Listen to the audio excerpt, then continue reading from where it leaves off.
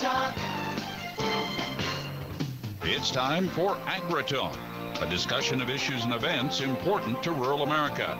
Here's Mike Adams. Hello, everyone, and welcome to AgriTalk. We are in Atlanta, Georgia for the 2010 Corn Utilization and Technology Conference. About 270 registered attendees here at the conference that is held every other year. We're going to be telling you about this conference and a little bit about some of the topics that are being covered here, and also talk with some of the leadership of the National Corn Growers Association. Joining us first of all is Larry Hasheider from Oakville, Illinois. He is the chairman of the Corn Utilization and Technology Conference, also serves as a research chair for the National Corn Growers Association. Larry, thanks for joining us. What is the purpose of this event that's held every couple of years? Mike, what we're doing is we're bringing together some of the best minds in industry and government to look at how we can take corn and move it into more advanced biofuels. We're looking at how corn is using the ethanol as the feedstock for making ester compounds. These compounds can be used to make industrial solvents, some of the other high-value products that can replace petroleum-based products. And you bring in speakers from the business world, the private sector, as well as from colleges, from that setting. I mean, you have really those that are in the cutting edge of the research and development of this. Oh, by far. We have some of the best minds in the world right here, right in this conference, and I'm very glad that they've all come together because they realize the importance of this. As a corn farmer, what we have to look at is where we can develop new markets just going beyond livestock and exports for this, because I think all of us as farmers know what's happening to the corn market. We're going to be looking at an over 2 billion bushel carryover this time next year. And if we do not do something to find more markets for our corn, we're going to be in a price-depressing situation again.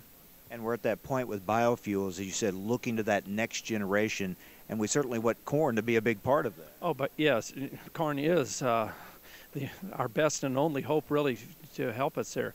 And so if we can find ways that we can turn corn, and make that corn, as we all know, ethanol has been a great market here, and we saw what it was able to do.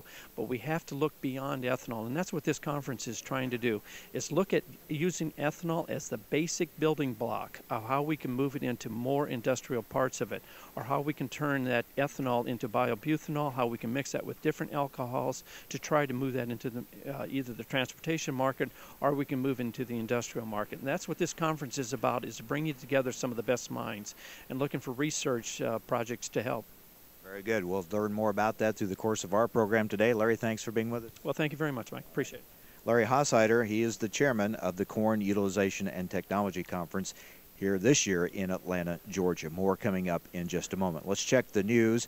At the Asia-Pacific Economic Cooperation meeting in Japan, Taiwan's health minister said his country will send inspectors to the United States to inspect meat packers that export beef to Taiwan.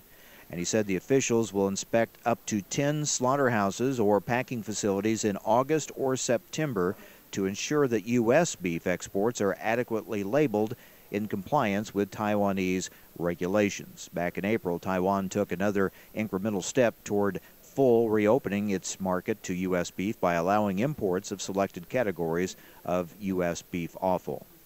The government's General Accounting Office has completed a study of how USDA's Farm Service Agency administered crop disaster programs for losses from 2001 through 2007. The results of that study formed 3 recommendations to better manage new crop disaster programs. The first recommendation calls for FSA county officials to be notified at the time crop insurance claims for disaster-related losses are issued, so those officials have an opportunity to verify that crop disaster payment applicants experience losses because of an eligible cause. The second recommendation calls for maintaining data system documentation, including written business rules that are used to calculate and issue crop disaster payments. Lastly, the third recommendation calls for the linkage of web-based payments to the application data in the spreadsheets maintained in the FSA county offices that would result in an integrated interim payment system. And American Agri-Women says the documentary Food Inc. aims to change the way Americans Americans eat and the way American food is produced. Many in agriculture say the movie did not get it right. American Agri-Women wants to clear up misconceptions from the movie and continue the dialogue about America's food. So the organization has produced a 45-minute response posted on its website. American Agri-Women President Chris Wilson says movies like Food Inc. demonstrate how important it is that farmers share with consumers how food is produced.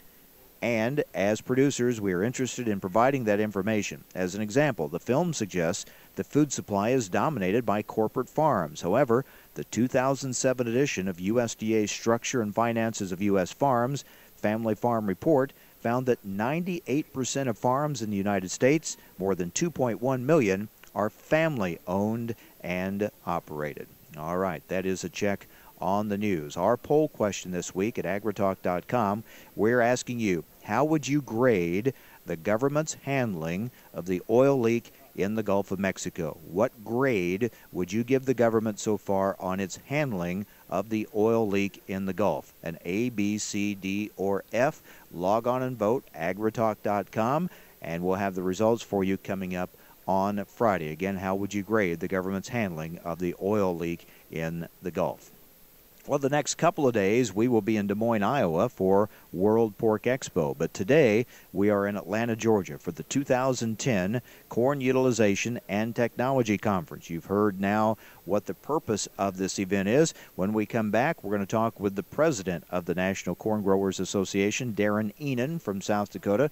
We'll talk about the importance of this conference and for the corn industry moving forward. We'll also get Darren's thoughts on last week's USDA National Rural Summit that we attended just outside of St. Louis. He was there and participated. We'll talk to him about that as well. Stay with us.